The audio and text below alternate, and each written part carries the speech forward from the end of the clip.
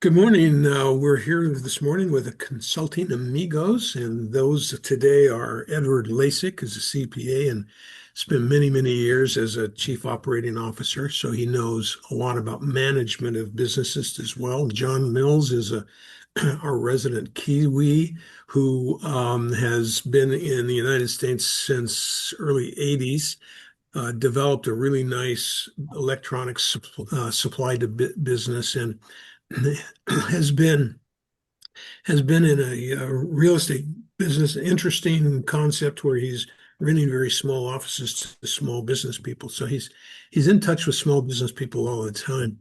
And all three of us have done some consulting, so that's why we're the three consulting amigos.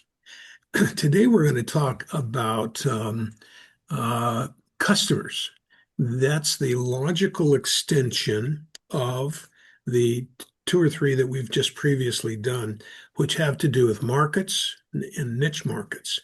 Well, once you kind of get to the point to where, what's your niche market? How do I find my niche market? Then the next question is, well, who are the customers? Who are our customers in that niche market? And a couple ways to go about that. But one of the things that is really interesting is, and Ed and I have kind of had this conversation for a long time, and that is that so many times when you get together with a client, the first thing we want to do is go to the financial statements, which is the logical place to go. You want to find out how they're doing and see what their record keeping is like and that sort of thing. But perhaps the most important part, once you understand kind of the lay of the financial land, perhaps the most important part then is to say, well, but who are our customers? How are we serving our customers?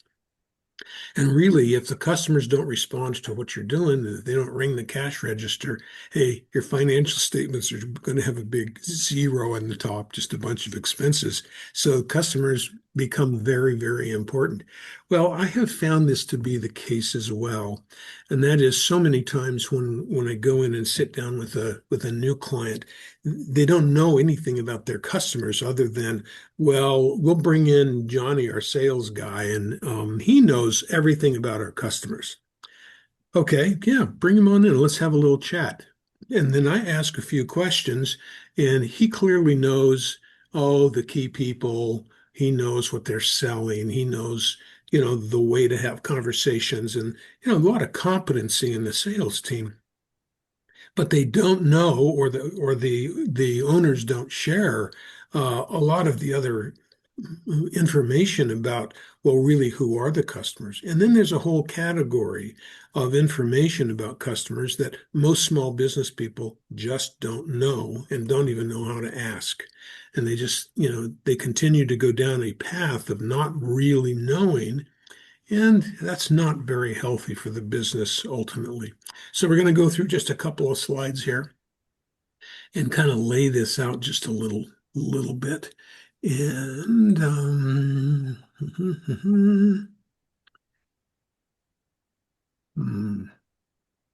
here we go. So basically, this will be number 4 in the series and on customer analysis. The subtitle is How to Fail Without Knowing. So many times, customer businesses, clients will be failing and they don't even know why. And they may look at their financial statements, see that they're not doing well, but they don't know why they're not doing well. Why are sales down compared to the previous year? How many customers have they lost during the year? How many have they gained during the year? They just don't know the reasons why their business is doing what it's doing. And so that's what I have called, you can literally fail and you do not know why. And most of the time, it's because you have not achieved market acceptance. Your niche market hasn't basically said to you, oh, yeah, we like what you're doing, and we're going to be your customers. We're going to be buying from you. So let's talk a little bit about analyzing how to think about and determine what your customers are about. I like this slide because what it does is it points up to 3 of the elements that we haven't talked about specifically yet in this series, but it has a lot to do with the niche market. So, but then there are these three competing things. You've got your business that is doing business down here with your customer types. You know and understand your customers, and there they are. That's who they are. That's where they are. Then you've got your competition up here working, doing everything they can to get a bigger and bigger share of your customers right here. And so they're trying to push into your space. And we've talked about moat strategies, and if you have a perfect moat, that circle would be outside of your customer circle and they couldn't even get in. They couldn't even see it. But in most cases, you do share customers with your competition. And the third is, well, what are your competencies? And does your competition share your competencies? In most cases, you have to say, yeah. Um, if we're a metal fabricator, we've got X amount of certain types of machinery to do that. There are going to be other fabricators that have the same machines that can have the same capabilities. So yes, you're going to have overlap in competencies, but competencies are more than just that. They include how your people know what to do, how they work on advancing the internal aspects of your production and lowering costs, how they finish the products so that they are better than appropriate for your customer niche group. So you've got these three things that if they get out of whack, these circles have a tendency to move. And when they move, the size of this little spot right here ends up changing. And, and there's the sweet spot. This is the spot where your core competencies right here line up with your customer types, and your competition doesn't have any of them. They don't have any of them. So there's your sweet spot. You're going to have customers outside of that. But if you've got customers over here that are not part of your core competencies, and of course, it might be that your core competencies have a 90% overlap with your customer types. But if you end up with not very many competencies covering your customer types, you're opening up the gate for your competition to come in and get them. So you want to have as big of an overlap on your competencies as your customer types. Now, this is, I think, personally, I think this is interesting because when I realized that these three elements and the way these three elements work back and forth and contrast with each other, probably 10 to 15, 20 years ago. And then I started kind of working on this concept. I came to realize that competencies have a lot to do with how you develop your niche markets and how you compete against your competition. Now, remember, niche market is something we're trying to develop here, and small businesses that really understand and absorb that niche can do really well. So let's talk about some of those in a little bit more traditional way. So who's your customer? Well, first of all, we can talk about demographics. Who, what, where, and basically income. So that location, where somebody lives is important. Let me just diverge for a second and say it looks like we're focusing on C to C, company to customer, mostly, but it is also C to B or B to C, business to business, B to B. In other words, your business may have industrial businesses as a customer. It applies there too, but some of these characteristics are a little bit different. But they're very, very similar. So I just wanted to make that programming note. Location, that has something to do with it. Neighborhood type, that has something to do with it, not so much for commercial, but uh, customers live in neighborhoods that cluster together. So if you're doing business in a high-end neighborhood where the average house is between 500,000 and $750,000 in a suburban neighborhood in Denver, Colorado, you're going to find that those people tend to cluster into the same neighborhoods, along with a few other characteristics. Whoops, excuse me. So dwelling, there's a difference between those who live in a house that is a freestanding house and apartment living. That normally has something to do with the age of and the demographics. Family group, there's a big difference in the buying habits of single people versus married families. You don't see, you see married families buying houses, buying bicycles, buying baby stuff, doing a lot of sporting activities. You don't see that with single people. So that changes quite a bit as to, the kind of family group that your customers live in. Now, that's not to say that you don't overlap.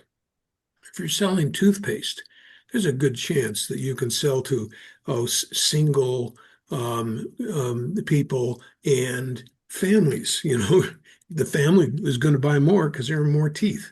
But for the most part, yes, you do have some overlap, but you want to know that. You want to understand that. And then, of course, the income category, the basic groups of income, because that directly impacts how much, how much and what you're going to buy. Secondarily, primarily in a way, psychographics. In other words, what are your buying habits? What are your customers' buying habits? We call these when they cluster together, and those we call cohort groups. Now, there are companies that do this very, very well. They have all kinds of information on buying habits because they control credit cards. It may be credit processing, Experian, and Transamerican. Those kinds of companies have this information that they in fact sell to other businesses so that you can find out who your customers are. So they break them up into groups of from 50 to 65 groups in the United States, and the different groups for, say, England, different groups for Europe. Those particular groups tend to form a cohort and they have like buying habits. These are habits that you could take a look at 80% of the people in this group and know that the chances are highly probable that they're going to buy X amount of coffee. You'll also be able to determine that they happen to also love to go to, say, Starbucks. So Starbucks knows what kinds of customers it has, and they're able to do that by utilizing groups like this. So you'll find now the other thing you find is mathematically the Pareto principle, the 80-20 rule, applies. So generally speaking, and this is general, 80% of your customers will be 20% of your customers will be responsible for 80% of your revenue. And what that means is that if you go to the cohort, you're going to find that out of 60 cohort groups, 10 or 12 will be the ones who are buying your products. And so they will tend to cluster as well. So what that does is that tells you right away what to do about it. When you've got a cohort group and you know where they live, you know that you should not be really wasting money spending on advertising or marketing to cohorts that are very unlikely to be your customers. Doesn't mean that people outside of that cohort are going to not buy from you ever. It just means that you're not going to find a rich deposit of gold with that cohort group. You're not going to find that 80% of those people are going to buy from you. It's going to be 10% or 5%. So when you're looking for new customers or to satisfy existing customers, you really want to focus on the cohorts where you're already doing well. This has to do with where your competition is and what your core competencies are in order to be able to reach those customers. You can also tell from psychographics when they buy, why do they buy. So this can be a very interesting thing because it includes things that some companies really have an issue with. For instance, green customers. What is a green customer? Well, that's someone that really influences their buying based on what they think the environmental impact will be. That's a different customer than the brown customer. Brown customers don't care about that. They're buying for other reasons. In fact, some brown customers actually won't buy environmentally friendly products because they're so tired of that. And then you've got some in between. So you can find out things about social things as well. So then the next element to find out is, well, how do these cohorts contribute to revenue? Now we're getting into Ed's interest here because he always wants to know what's the percentage of revenue for say a cohort. What's the margin on that revenue? And hopefully you could do that by cohort. In other words, do your big customers make you more money than the little ones? Like what percentage of gorillas do you have? Ed and I have worked on clients together where there'll be three companies that will do 40% of their business, of the total business. And those three are also the ones that beat them up on price. So when we go through and look at that, and this happens quite a bit, you realize that these big companies hold you hostage and they demand price concessions. You're not making as much money as a percentage on your margin with these big guys as you are the little guys. So understanding the mathematics is really, really important there. It also shows a little bit about your social attitudes, as I mentioned, with, say, the green issues. And there are lots and lots of issues there having to do with social things and lots of opinions right now in this country about that. And that changes their attitudes about what they buy. And then, of course, there's this little issue of loyalty. You may sell somebody once, but do they always look around and try and give business to your competitor? Now, you can argue, especially businesses would argue this, you want to have more than one supplier. Therefore, your supplier is going to share you with a competitor. And that happens sometimes.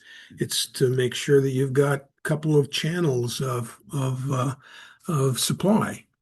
So, and that's hard to deal with sometimes. But then on the other hand, you do have some customers that buy brands. Then brands are so important to them because of what the brand represents. That if you have a brand that is very, very strong in that particular niche, you effectively have a moat around your business, and you're developing now one of the key characteristics of success. Where are they going? Are they changing? And do you know what they're going to buy next quarter or next year? Is the niche market still growing or is it shrinking? Sometimes, if you're in a shrinking market, you think you're doing really poorly when really you're doing okay compared to other people. Doesn't mean you're going to make more money. It does maybe mean you need to do some innovation. And do you still have a continuous information gathering system? Doing surveys, taking feedback, paying attention to it is a big part of that to determine what is changing in your customer's mind or attitude or habits is really an important thing. And it might seem like it's not a big deal, but it really can make a huge difference if you're having a certain shift from one product to another. For instance, so when soy milk came out, they copied the word milk because soy is about as far from milk as you can actually get. But soy came out with something that tasted a little bit like milk, sold it as a health conscious thing. It's a chemistry set, but they sold it that way. And they ended up breaking people away from milk. And that has been a big battle for some time. And now there are all kinds of other competing, quote, milks that are not milk at all. But they have managed to break pieces of that market away from the traditional grocery stores, home delivery systems, et cetera. So that is something that does make a difference, has made a difference. The question is, do you know it's coming? So, are you ready for that change? And we've talked a lot about innovation, here, and you should go back if you don't score well on this, go back and look at some of our innovation tapes. Are you adapting to your core competencies to deal with these changes? And really, what innovations will you add to accommodate that service to mix?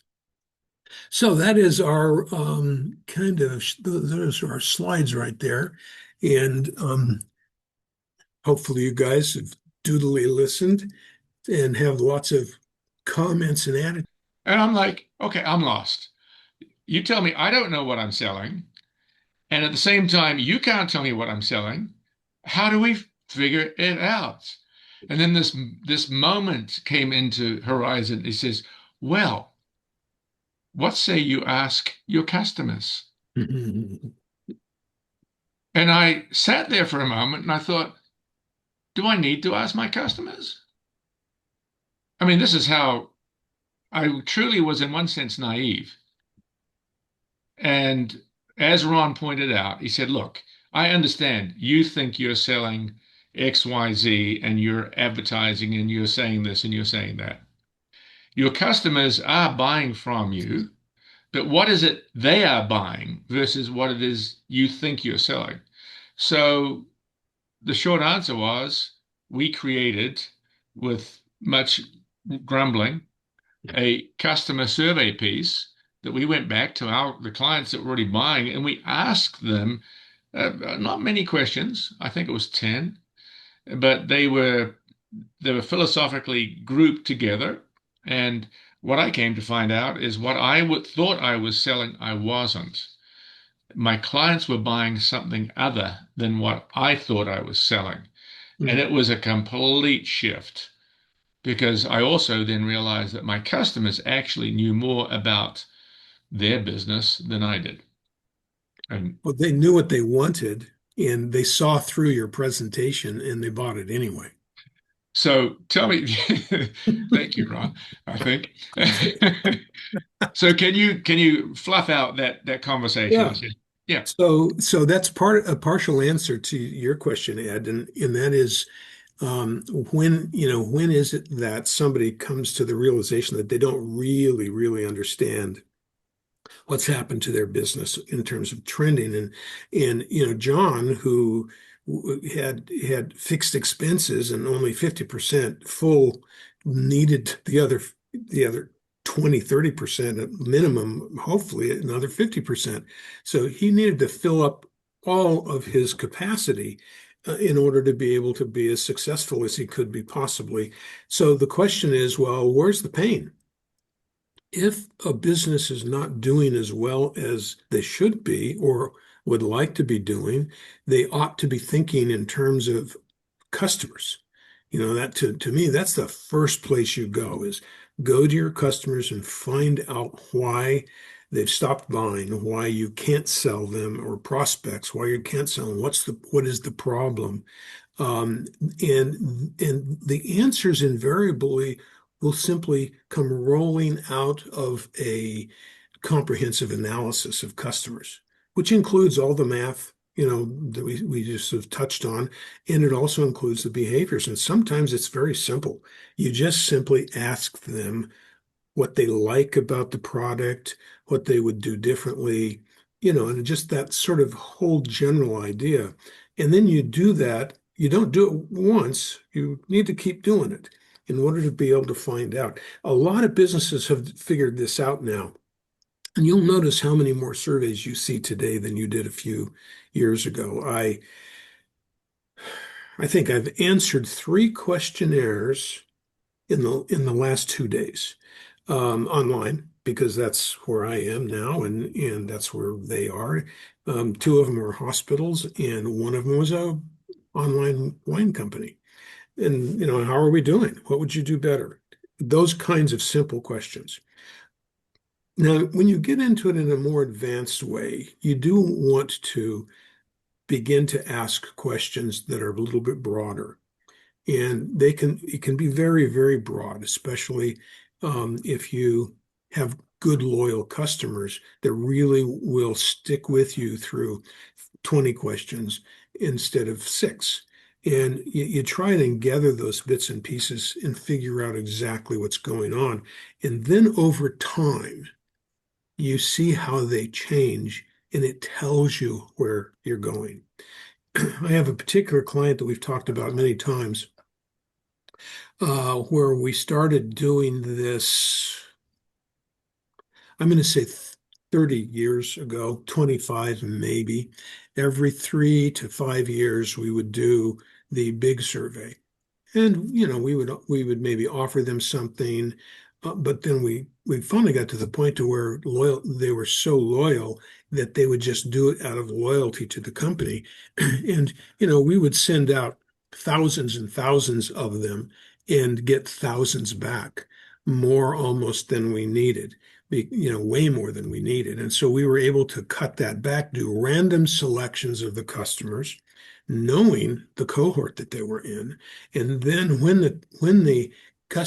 this extensive survey comes back, we can go back through, break them into cohorts, and see if cohorts are answering differently than each other. So you see, this can get very, very sophisticated if you just have the time and patience to do that. Now, why would you do it?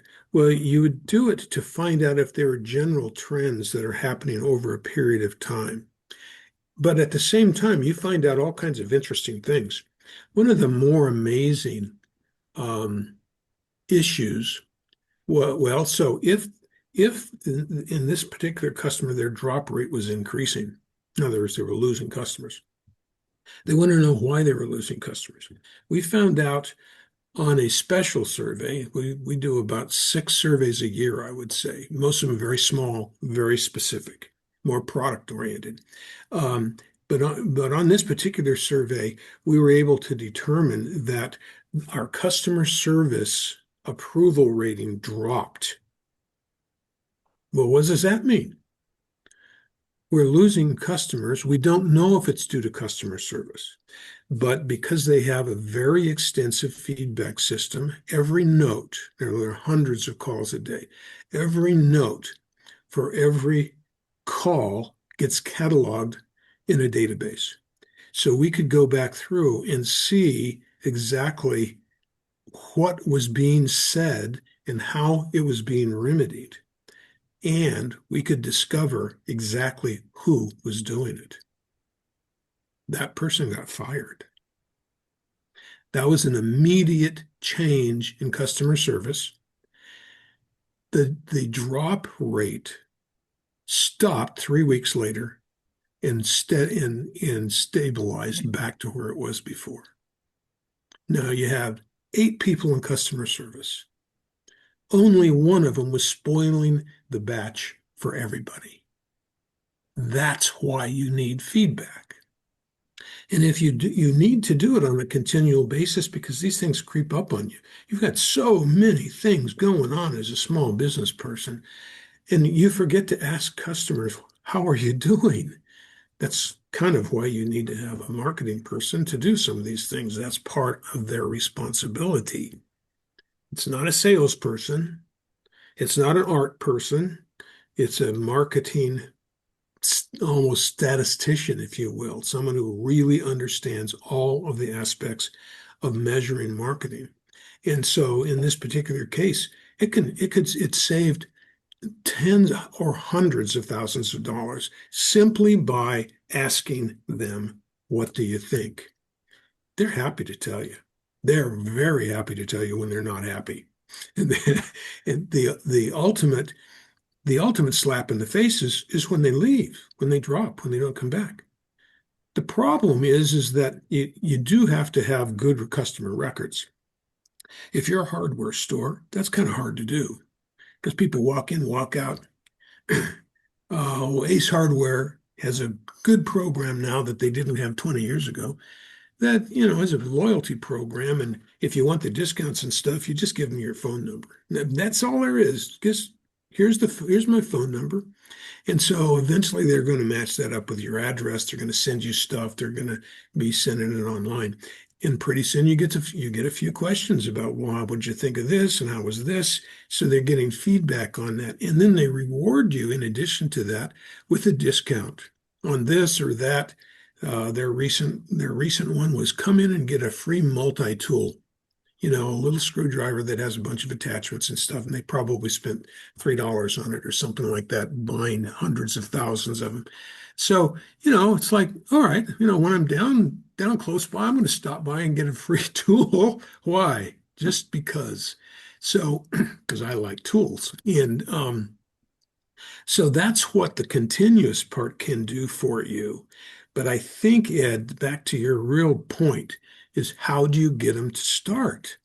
And I think it comes from pain. And when you look at the financial statement and you compare, and as you well know, you don't always compare with last quarter or several quarters or last year or several years to see how you're doing. And you're not even sure if you're up or down or what percentage are you up. I mean, in my businesses, I wanted to know the percentage of growth at the top line every month. I also wanted to know what the margin was every month. And I also wanted to know if I had any net profit. A lot of people look at the net profit and go, another lousy month. And they don't do anything about it. Well, this is something you can do. Learn who your customer is. So I wish there were a lot more people that didn't respond to pain only. I wish small business people would pay more attention to this because a lot fewer of them would go out of business if they simply paid attention to customers at this level we're talking about.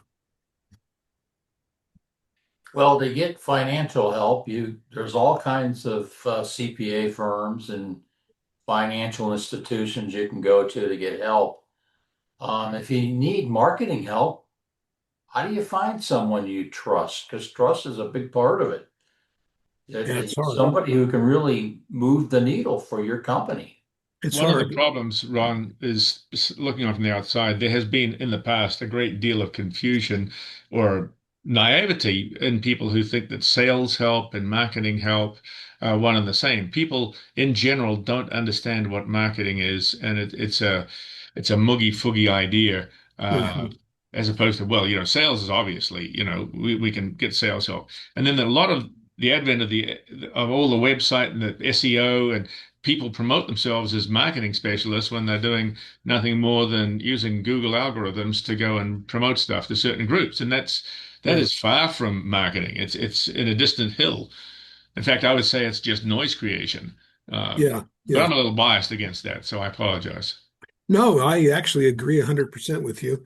I think that I define marketing as the set of activities that matches customers to your core competencies. So you go back to, the diagram I showed with the three circles. It's like that's where you are twisting this stuff. You're trying to find the place where you're utilizing your competencies away from your competitors in serving your clients. Now, that's marketing. That's real marketing. I didn't mention advertising in there. I didn't mention sales in there. Now, of course, it's all part of marketing.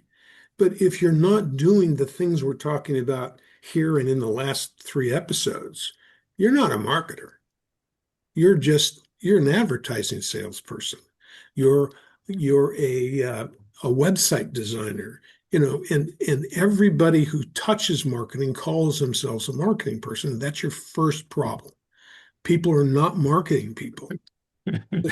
They're Call it what it is, be straight up, and they have a certain skill and they discover that, well, to your point, Ed, everybody would like to find a good marketing person, and therefore everybody they talk to is one.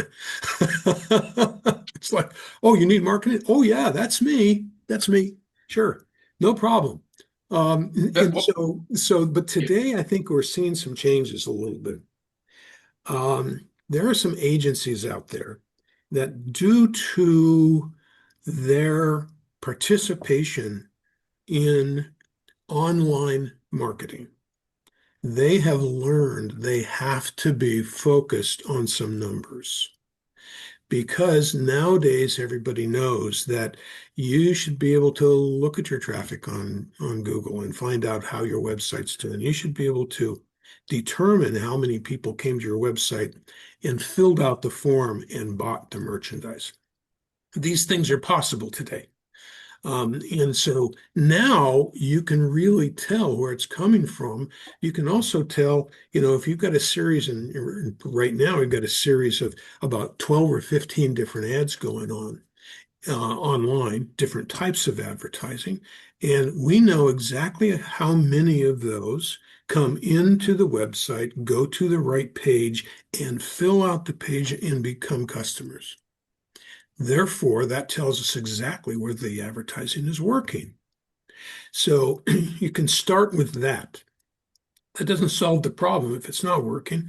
It might tell you things you need to know if it is working. But my point here is that you have a group of agencies that are now forced to look at the numbers side of marketing simply because of the internet. And then they can extrapolate a little bit better than others about whether or not newspaper advertising is working or not. And you can do that with QR codes, for instance. That's one way to do it. Whether or not their radio advertisers are, is working. And there are some interesting ways. You take a look at when the ad played, and you determine how many people came to your website or that a particular page that you give in the ad within, say, 15 minutes or an hour. So, I mean, there are ways to do this. You have to care about it and you have to organize it. And one of the biggest problems with the artsy side, and I'm not trying to put that down, I think create is very important, but the creative side of, quote, marketing, those people don't think that that's important. They don't have an affinity towards numbers. They just want to be creative. Yet, if you have the numbers, you can evaluate a particular ad or ad series and see how the result is and determine if the creative was working better than another piece of creative. So you see how this turns into science now. This is no longer, oh, we'll just come up with a great idea and give it a try. We'll go spend thousands of dollars with some guy who says they can do the best video you've ever seen, and it's beautiful. But did it work? Did it speak to the customer? Did it satisfy their desire to learn more and to buy? And really, that's all we're trying to do in any business. Have we solved the customer's problem? Have we fulfilled their desires? So that's a much bigger question than, just finding somebody. So it goes back to my original question, Ron, which hasn't been answered. Oh, well, I thought, If you're a small business and you're looking for this type of assistance from someone who really knows what they're doing, how do you find this type of expertise? well, these small agencies, I would say less than 10 people. If they are focused on doing websites, online advertising, some creative, and PR, excuse me, they're going to be better at it than, say, 10 years ago, 5 years ago. So the way you try to get involved there is to have a conversation with them. And you're going to have conversations with at least 5 different people, I would say, 5 different companies, and find out really, what it is that they do know, what they don't know. Do they have people in the company with each of these competencies? First, they need to have somebody who's a master marketer, I'll call it. Someone who fits the description that I gave about what marketing is. That's not as likely as you would hope. But when you find someone that can speak in the terms we're talking about right now today, there's an opportunity there. So if they have somebody who's a writer, maybe PR person, and somebody who is good at creative. They can handle their way with graphics and maybe website stuff. Now you've got some people who can do two or three different things. You can begin working on some of this stuff. Now, back to the small business, the very small business can rarely afford to have a team like this because they're typically going to be in the $1,000 to $5,000 a month category. So, if you don't have adequate revenue to be able, of course, you could argue if you don't have adequate revenue, you got to do something about it. And so maybe it is worthwhile, but you need to have, a little team that really can focus on this stuff and begin to show you how to start the whole process. Um, and be wary. John's got a few stories about be wary of the company that basically comes in and says, "Oh yeah, $6,000 a month, and we guarantee you're going to get this, this, and this." Well, individual companies usually can't handle that kind of a bill, and they may be making 50 or $60,000 themselves as, say, a full-time consultant, maybe, or an engineer doing consulting or something like that. They may be doing, or even selling products online. They may be doing some of that kind of thing, but to pay 50 or $60,000 for somebody to do the marketing for you, that doesn't make any sense at all. So the question is, how do you do it? And I think the answer, unfortunately, is you're going to have to be the marketer. You're going to have to do it.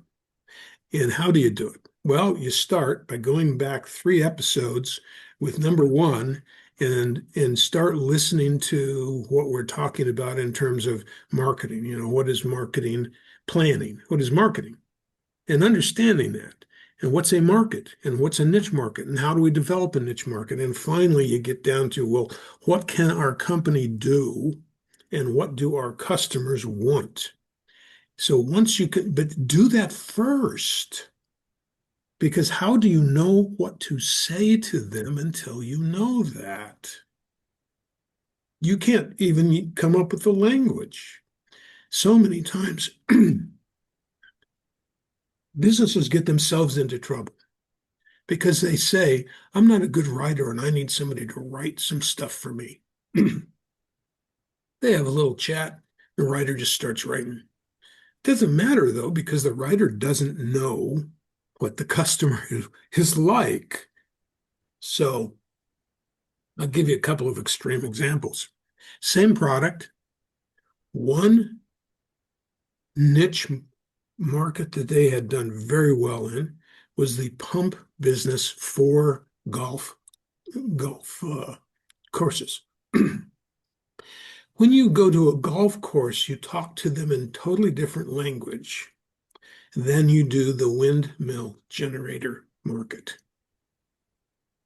Same product, exactly, but they're on totally 2 different spectrums. One cares nothing about water, and the other cares nothing about wind. So you got to speak to them in their language. If you don't know that, if you don't know the niche, how in the world does a writer write anything that's reasonable? They're completely off base. So those are the things you need to know. And then you need to know, well, who do you actually sell to? For a golf course, if you're repairing pumps, do you talk to the head pro? No, you talk to the groundskeeper, right? He's the buyer. If you're if you're dealing with someone in a wind situation and they've got a failure, you're talking to an engineer, a maintenance engineer. So you got different kinds of people to talk to, and you need to understand how do you focus on an engineer's conversation as opposed to, say, the golf pro. I mean, if you are selling to a golf pro. So that's important. If you don't get that part done first, what we've just talked about today in the last three issues, videos, you don't even know how to ask an agency to do something for you. So I think that's the first thing. Also, I will throw out, we talked a little bit about innovation and we talked a lot about AI too. But really, AI is getting pretty good. And I think you could learn a lot about your business simply by asking the right questions. We have these capabilities and this machinery, and we've got these kinds of people, and our end products are like this. Now, tell me as much as you can about the people who'd be buyers. You'd be surprised at how insightful that can be because it's got access to all of this stuff all over the world. So I would say that would be for someone who's small, who wants to get his marketing going or hers. You might even just go to chat and just explain where are you? What should you do? Now you got to keep asking questions because it often answers the wrong question because you ask the wrong question. But it's interesting how good it is, and I keep querying it to see if it knows what we just talked about. It doesn't know much of this yet, but it knows everything else about marketing there is to know. Pretty surprising stuff.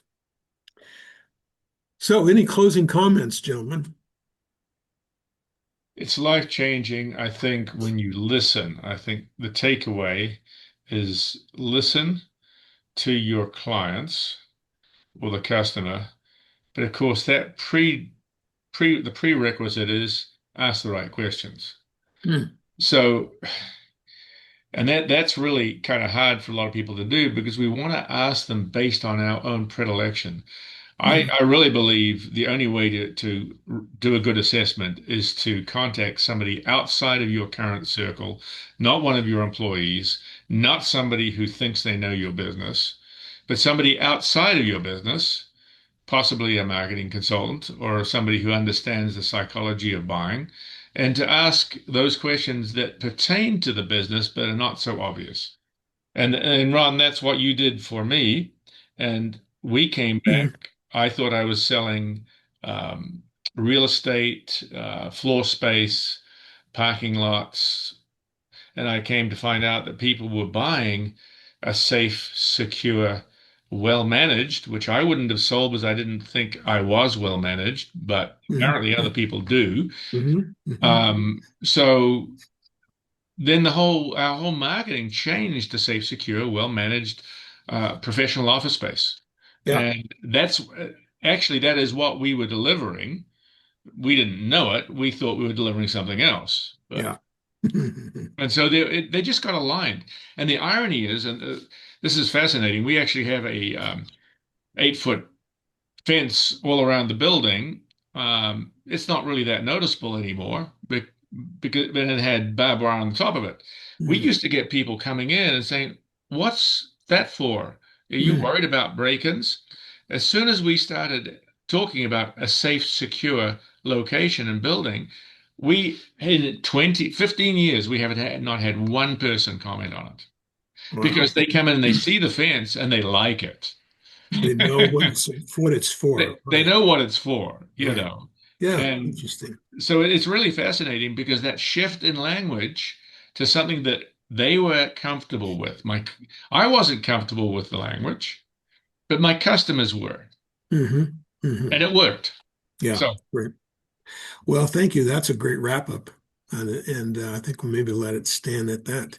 Thanks so much. We'll see everybody next week, guys.